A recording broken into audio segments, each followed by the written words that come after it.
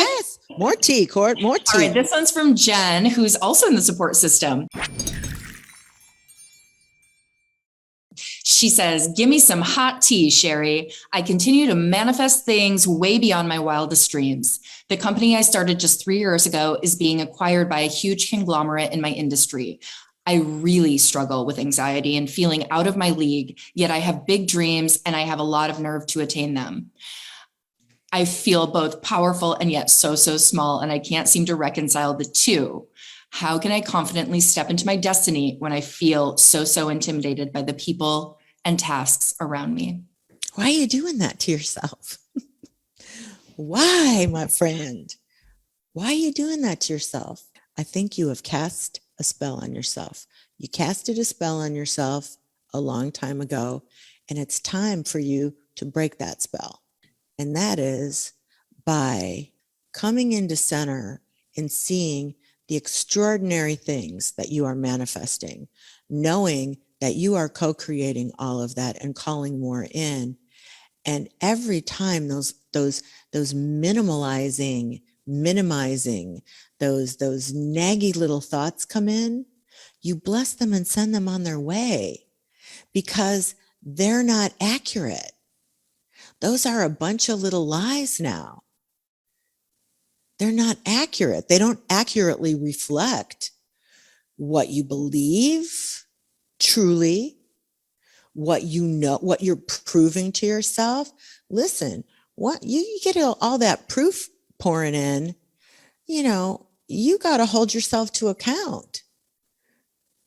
First of all, the real master is doing it without the proof and knowing the proof is coming. I mean, that's when we're really firing on all cylinders. When we know what's happening right now is already the past.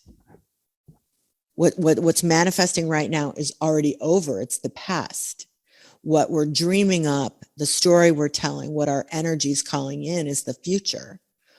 And when you've demonstrated to yourself in the way that you have that proof, I think you got to hold yourself, you got to take yourself for a walk and say, enough of this. Enough of this. My story is going to be, I love manifesting and I love everything I've created. And I can't wait to see what else is next. Period. Zip it then. Zip. That last hanging Chad part of, but I really feel small. I really,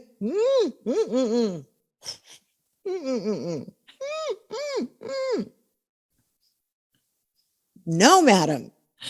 No more of that. No more of that. You clip it off. You shut your lips. You think about something else. Until the impulse to tell those little lies passes. Yeah.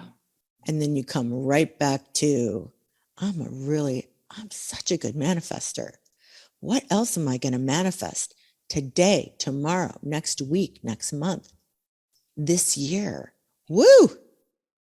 And that is where you stay.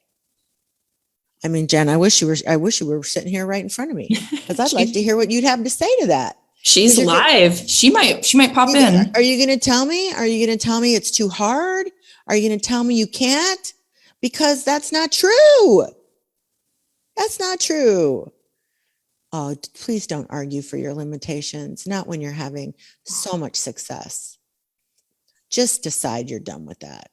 Just decide. Governing decision. Done with that. Not doing that anymore. Gonna dance. Gonna put my manifestation dancing shoes on. And I'm gonna dance. And anytime, I'm gonna zip it. Practice. That's your esteemable practice for February, my friend. We just came up with it. That's what it is. Put on your dancing, manifesting shoes and zip it to that other part. The new governing decision is you give no oxygen to those thoughts and those old stories. Yep. That is the hot, strong tea. That's that bitter tea. That's that bitter tea where I go, ooh, don't give me any more of that tea. Well, to be fair, she asked for it. She wanted the hot tea. She wanted the hot tea. Janet just dropped this in, and because this was a big flag for me. Don't argue with your own limitations. What? Yes. Well, Like, don't argue for them. And listen, I'm not the first person to say that, but for them. it is, yeah, it's like, oh, you're going to make a case for all your weaknesses and limitations and what you can't do. Oh, okay, then here's your future coming. Here's your coming right up. The universe says, oh no, you got to squeeze those lips together and you got to stop talking. That's right. Thanks, Cher. And Jen is happy and she would never argue with the tea master. So yes, there you go. That's right. I'm the master of tea right now. That's so funny. Listen, Jen, it's so much easier to see it for somebody else. So let me put that disclaimer up. But I swear to you, here's how I think the universe works for everybody who's listening and who ends up watching this particular episode. You are asking the things that I need the answers to. And that's how we are in cooperation with one another. It looks like you're asking me and I'm answering you for you, but that's not really what's going on.